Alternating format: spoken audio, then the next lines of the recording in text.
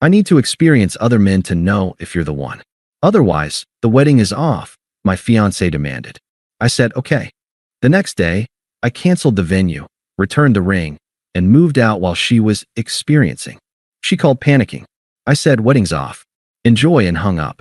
Hey viewers, before we move on to the video, please make sure to subscribe to the channel and hit the like button if you want to see more stories like this. Thanks.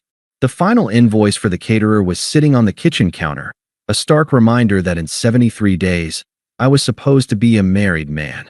I wasn't nervous. I was settled. In a good way. The kind of calm that comes from knowing you've built something solid. I'd spent the evening cross-referencing honeymoon hiking trails in Iceland, my laptop warming my knees, while Sarah flipped through a bridal magazine on the other end of the sofa. The silence between us was the comfortable kind, or so I'd thought. But when I glanced up, I saw the tension. It was in the way her thumb tapped a frantic rhythm against the glossy page, in the tight set of her jaw. She wasn't reading. She was rehearsing. You're quiet tonight, I said, closing my laptop. She flinched, as if I'd caught her at something. Just tired. Wedding stuff is a lot. We're through the worst of it. It's just the fun details now. I offered a smile. Unless you're having second thoughts about the chocolate fountain. She didn't smile back. She closed the magazine with a sharp slap. Actually, Jake, we need to talk. About the wedding. About us. A cold trickle, like the first drop of ice water, slid down my spine. Okay, talk. Is it the budget? Because we can scale back the, it's not the money, she interrupted, her voice unnaturally steady. She turned to face me, tucking her legs beneath her. Her expression was a strange mix of resolve and pity that made my stomach clench. It's foundational. Foundational. I repeated the word, trying to mine it for meaning. The foundation is that we love each other. That we want a life together. That's pretty solid, Sarah. But how do we know? She burst out, her hands fluttering. How do I know? Know what? That you're the one. She said it like it was a term she'd studied in a textbook. Jake, you're the only serious relationship I've ever had. We got together in college. What if I'm settling? What if there's someone out there who is a better fit for me, and I'm just choosing you because you're here? Because you're safe and familiar? The ice water was now a full stream, freezing my insides. Are you saying you have feelings for someone else? No, not specifically. It's not about a person. It's about an experience. A certainty. She leaned forward, her eyes gleaming with a zealous, self-absorbed light. I need to experience other men. To date. To be with other people. To be sure. Otherwise, I'll always wonder. And I can't go into a marriage with that kind of doubt hanging over me. It wouldn't be fair to either of us. The room tilted slightly. I heard the words, but they seemed to bounce off a newly formed layer of numb shock. So, you want to break up? The sentence felt foreign in my mouth. No. God. Jake, you're not listening. She sighed, exasperated, as if I was a slow student. Not break up. Just press pause. You wait for me. I go out. I have my experiences. I live a little. And if, after I've seen what's out there, I choose you, then I'll know it's real. It'll be unshakable. And the wedding will be back on, stronger than ever. She paused, letting the monstrous logic of it hang in the air between us. When I didn't speak, she added the kicker, her voice softening into a manipulative croon. Otherwise, the wedding is off. I can't commit with this uncertainty. Don't you want me to be sure? Don't you want a wife who is 100% irrevocably certain you are her person? If you love me, you'll understand this is for us. I stared at her. The woman I'd planned a future with, whose family I'd sat through countless dinners with, whose dreams I'd memorized, was gone. In her place was a stranger wearing her face, speaking a language of breathtaking selfishness. The love I felt didn't vanish. It curdled, hardening into something cold and heavy in my chest. I needed absolute clarity. I needed to hear her say it in the plainest terms possible. My voice, when it came out, was disturbingly calm. Flat. Let me make sure I understand. You are formally requesting that I, your fiancé, put my life, my heart, and my dignity on indefinite hold, while you, my fiancé, go out and sleep with other men. This, field research, is to determine if my value is high enough to ultimately earn the prize of being your husband. Is that the proposal? Her face flushed with irritation. You're twisting it. You're making it sound so cheap and transactional. It's about emotional and experiential verification. It's about knowing. The question stands, Sarah? Is that what you are asking of me? She crossed her arms, defiance solidifying her features. Yes, that's what I need. For us. For a long moment, there was only the sound of the refrigerator humming in the kitchen.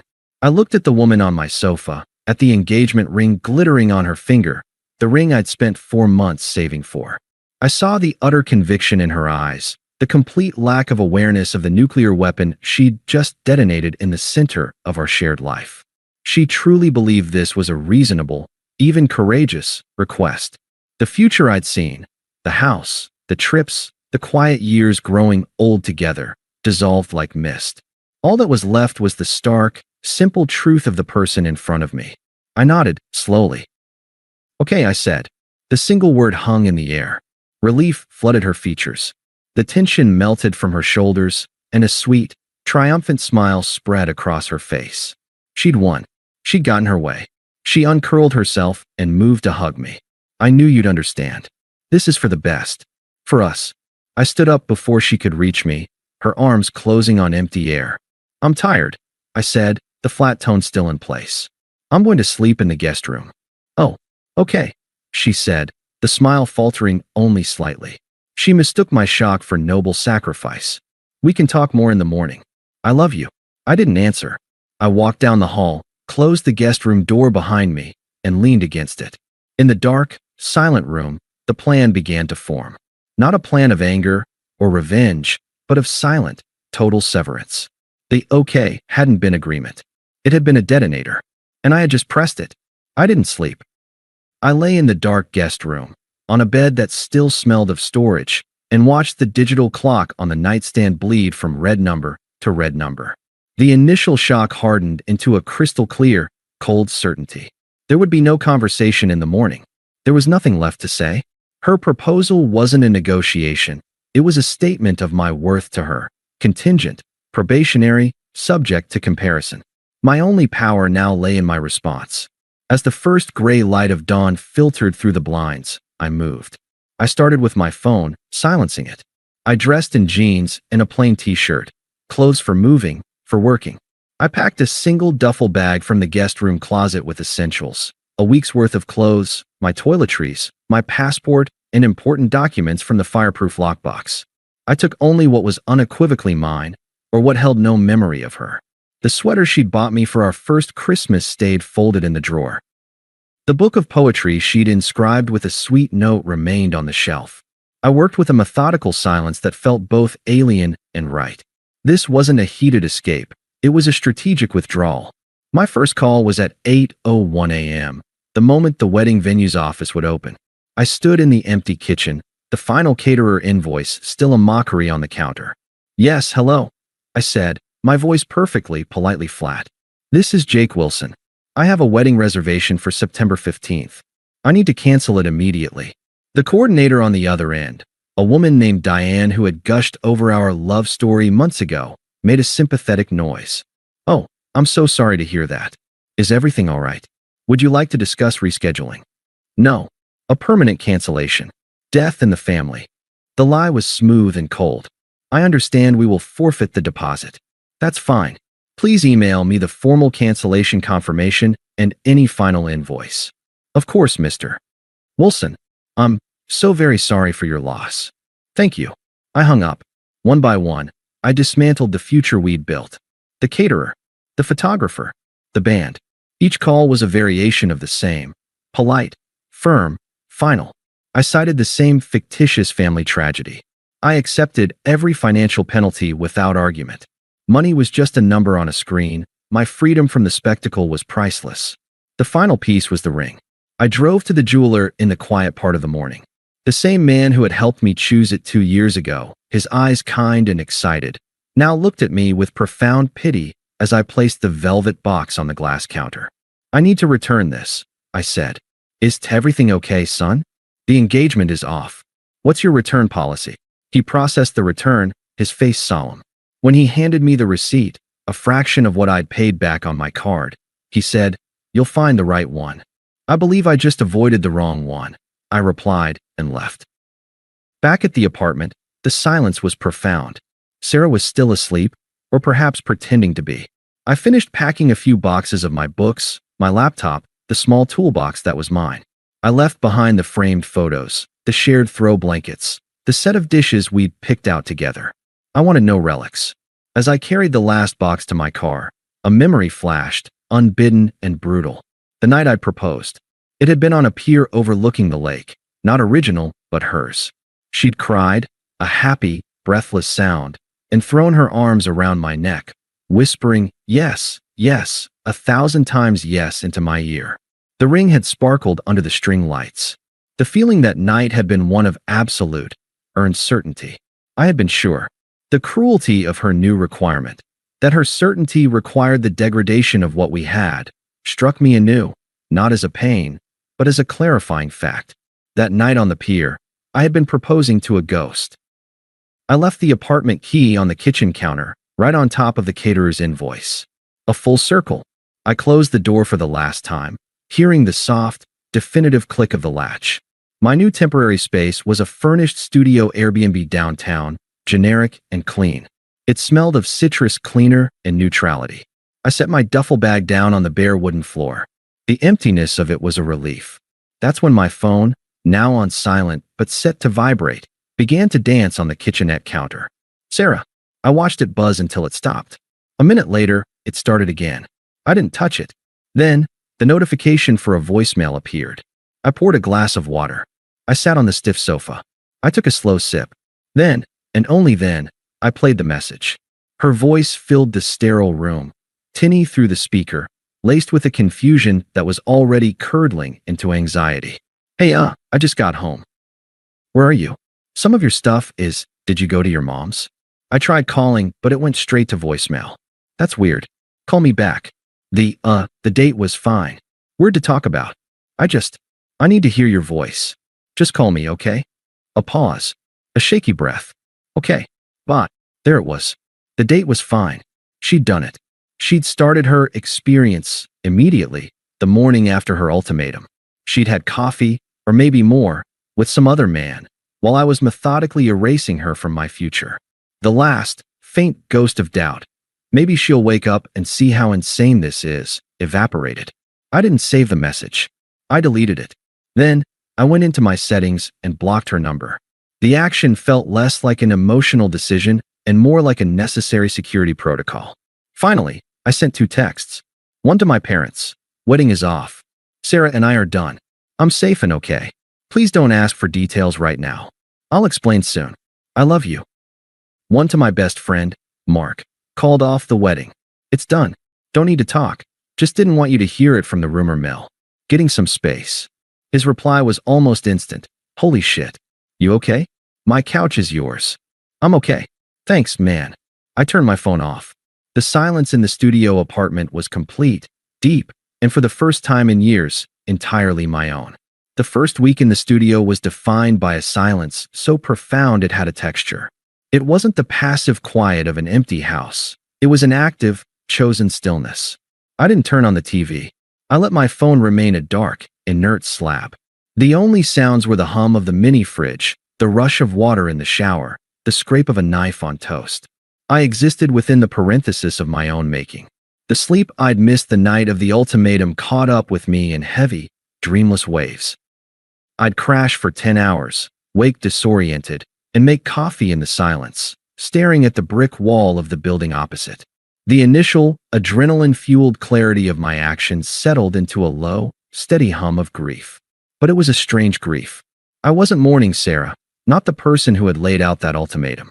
I was mourning the ghost she'd killed, the woman I'd thought she was, the future I'd painted with such care. It was like grieving a character in a book who had a terrible, abrupt ending. The unfairness of it would rise in my throat sometimes, bitter and metallic. I had been loyal. I had been planning a life. I had saved. I had listened. I had shown up for her family's dramas. I had learned to love the terrible indie films she adored. I had done everything you're supposed to do. And my reward was to be placed on a shelf like a product awaiting quality assurance, my value to be determined by a market test I never agreed to.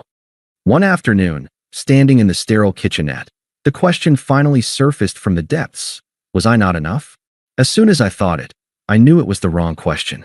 It was the trap she had laid. The question wasn't about my value. It was about her inability to recognize it.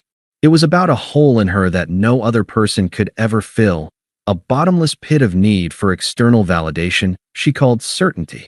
My crime wasn't being inadequate. My crime was believing my adequacy was the point. With that realization, the last tether of confusion snapped. The grief began to recede, not completely, but enough to see the shore. I turned my phone back on, bracing for an onslaught. A few concerned texts from my parents and Mark, which I answered with brief, reassuring replies. Nothing from Sarah's number. It was still blocked. But the call log showed a string of unknown caller attempts. I deleted them. I didn't unblock her. Not yet. Instead, I started to fill the silence with new sounds. I found a running trail along the river. At first, my lungs burned and my legs protested, heavy with inertia. But I kept going. The rhythm of my feet on the pavement, the slap of my own breath, became a meditation. I wasn't running from anything. I was running towards a version of myself I'd neglected, the one whose energy wasn't spent managing someone else's emotional calculus. I reconnected with Mark, not for a pity party, but for a beer and a baseball game. He didn't press for details, just clapped me on the shoulder and said, "You look lighter, man." And I was.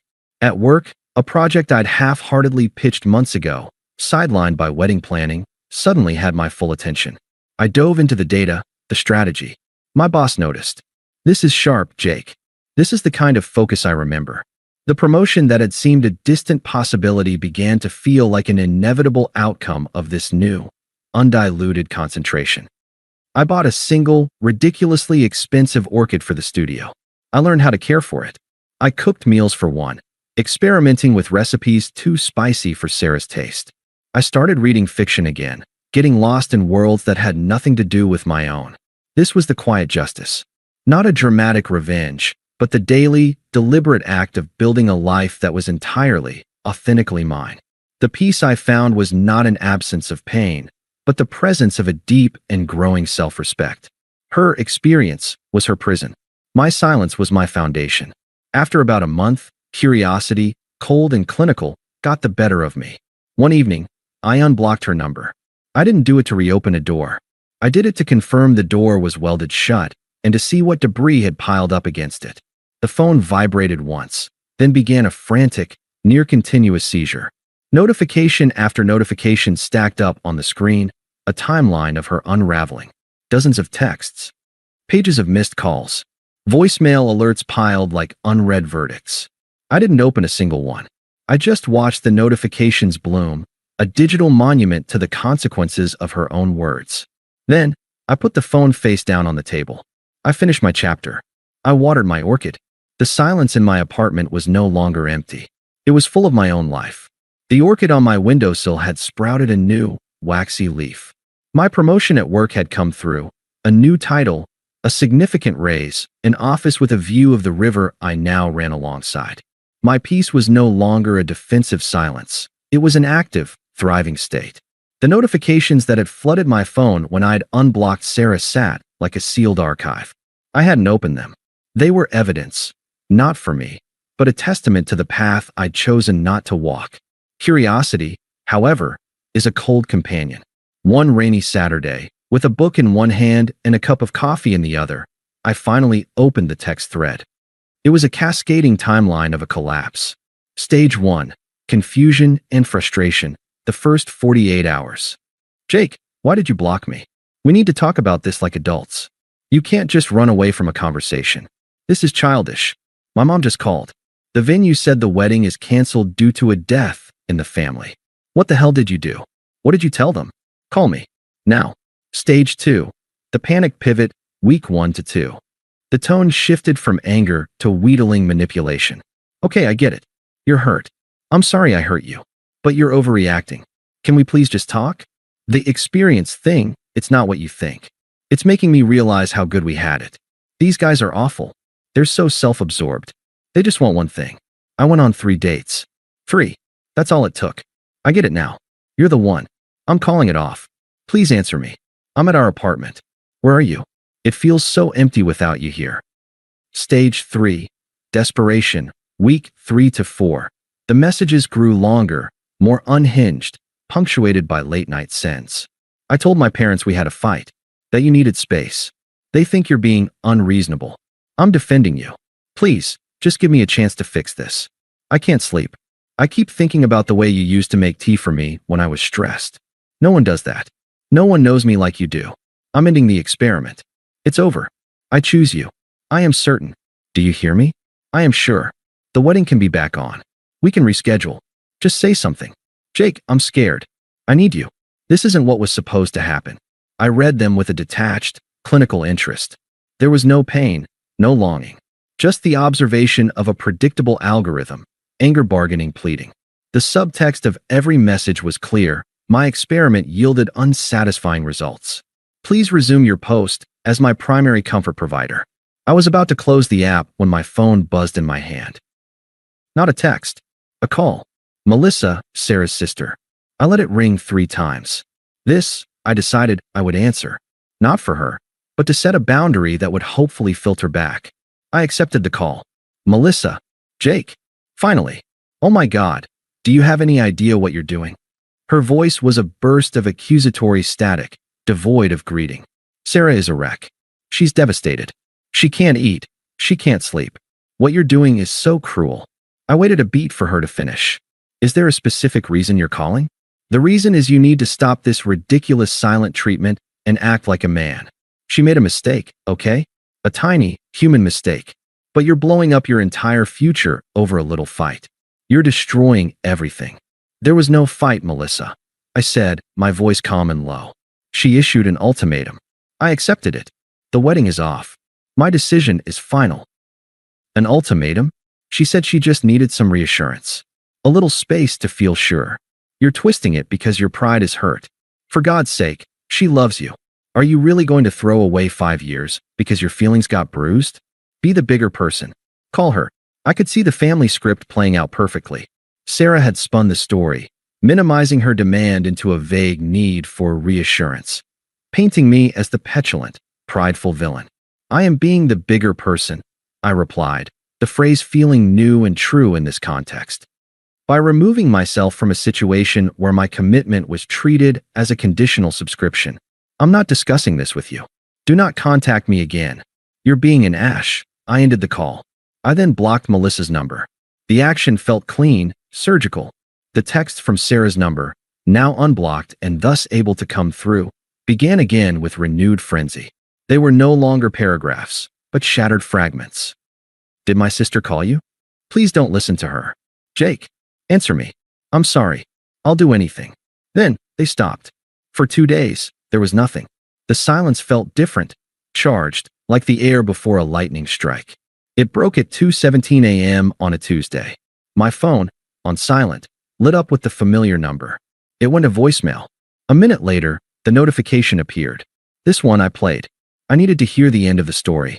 Her voice was a raw, venomous scrape. All pretense of sadness, all manipulative sweetness, was gone. This was the core, exposed and furious. You arrogant prick. She spat the words. I could almost see her, face flushed with rage, alone in that apartment we used to share. You think you're too good for me now? You think you won some kind of moral victory? You were lucky to have me. I was trying to make us stronger, and you just quit. You're a coward. You couldn't handle a strong woman knowing her own mind. You needed me to be a meek little wife who never questioned anything, didn't you? Well, guess what? I'm not her. I was doing the brave thing, the hard thing, and you ran away because your fragile ego couldn't take it. She was screaming now, her voice cracking. You'll die alone, Jake. You hear me? Alone. And I'll be fine. I have options. You were always the safe choice, and safe is boring. I hope you enjoy your boring, self-righteous little life. I'm done. I'm fucking done. There was a final, shuddering breath, and the call ended. In the dark of my apartment, I felt nothing but a profound, settling finality. The mask had not just slipped. It had been hurled against the wall and shattered. This was the true product of her experiment. Not certainty, but corrosive resentment. She wasn't angry because she missed me. She was angry because I had revoked my consent to be her safety net, her control subject. I had taken her safe and boring option off the table, and in doing so, revealed her terrifying freedom. She hated me for it. I saved that voicemail, not to torment myself, but as a bookmark, the final page of that particular chapter. The next morning, I blocked her number again, this time permanently. The gallery opening was Mark's idea. His girlfriend, Chloe, was a talented ceramicist, and one of her pieces had been selected for a small downtown collective show. It'll be wine, weird little crackers, and people pretending to understand abstract art, he'd said. A perfect low-stakes night out. You've been a hermit long enough. He was right. The hermit phase had evolved into a rich, full solitude, but it was time to re-enter the stream of life, not as a wounded creature, but as a curious observer. I wore a simple navy button-down, no tie, clothes that felt like me. I felt good. Light. The gallery was a converted warehouse space, all white walls and concrete floors, humming with the low chatter of a weekend crowd. I found Mark and Chloe by a plinth holding a stunning, twisted vase that looked both fragile and indestructible. After congratulating her, I wandered, a glass of passable Cabernet in my hand, appreciating the art without needing to articulate why. That's when I saw her. Sarah was standing near a large, splattered canvas, looking at it, but not seeing it. She was with a friend I vaguely recognized, and she looked diminished. The vibrant, demanding energy she'd always carried was muted. Her shoulders were slightly hunched, and even from across the room, I could see a tired tension around her eyes. The experiences hadn't filled her, they'd sanded her down. She was staring into her wine glass as if it held the answers. Our eyes met. Hers widened, a jolt of pure, electric recognition flashing through them, followed immediately by a flood of confusion, hope, and sheer panic. She whispered something to her friend, who glanced over at me with a judgmental frown. Sarah smoothed her dress, a little too dressy for the venue, and started walking toward me. There was no avoiding it without causing a scene, and I had no desire to flee. My piece was portable now. She stopped a few feet away, her eyes drinking me in. I knew what she saw. A man standing easily, his face relaxed, his eyes clear. I had gained a little muscle from running, lost the subtle, constant stress line between my brows. I looked, simply, like I was okay. "Hi," she said. Her voice was softer than I remembered. "Wow, you look really good." "Hello, Sarah," I said.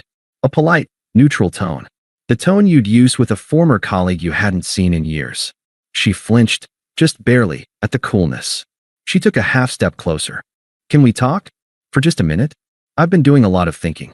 A lot of therapy, actually." She said the last part like it was a credential, a badge of work done. I didn't move. "Sure." She took a shaky breath, her words tumbling out in a rehearsed rush. I was an idiot. What I asked for was monstrous. I see that now. I was scared and insecure, and I externalized it in the most toxic way possible. I treated you like an option, and you were never that. You were my choice. I just didn't know how to know it. I listened, my expression unchanging. She was saying the right words, the words I might have once sold my soul to hear. Now, they were just sounds.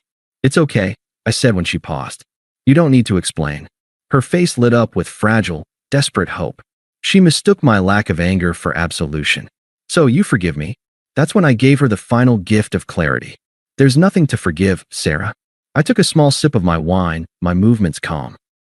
"Your request was a gift. It was the clearest, most honest thing you ever gave me. It showed me, in high definition, exactly what our marriage would have been, a perpetual audition.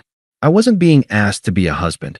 I was being asked to be the winning contestant on a game show I never agreed to enter. So, I removed myself from the competition." Her hopeful expression froze, then began to crack. I continued, my voice even, focused on my own revelation. "And I've discovered something profound in these last months. The certainty you were looking for out there." I gestured vaguely to the world outside. "I found it in here."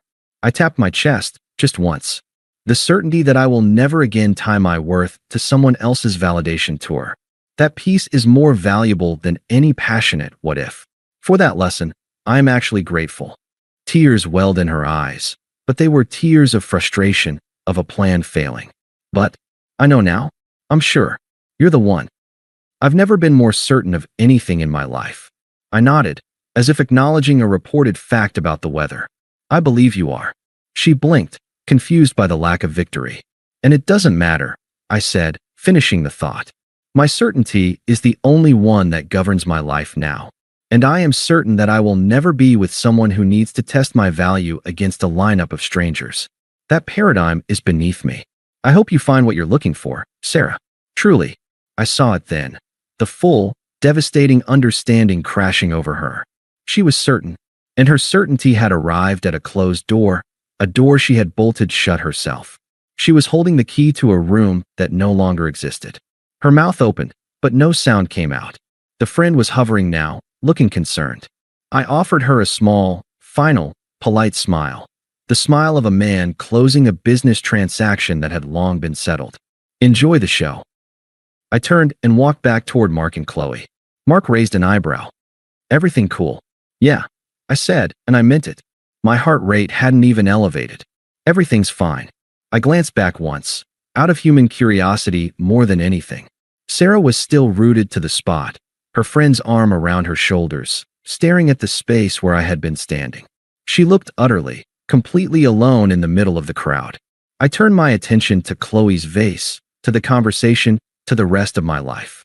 The noise of the gallery faded into a pleasant background hum. The silence I had cultivated, the peace I had built, it wasn't around me anymore. It was within me, and it was unshakable. Thanks for watching. Make sure to subscribe to the channel and hit the like button. What do you think about this story? Share it in the comments.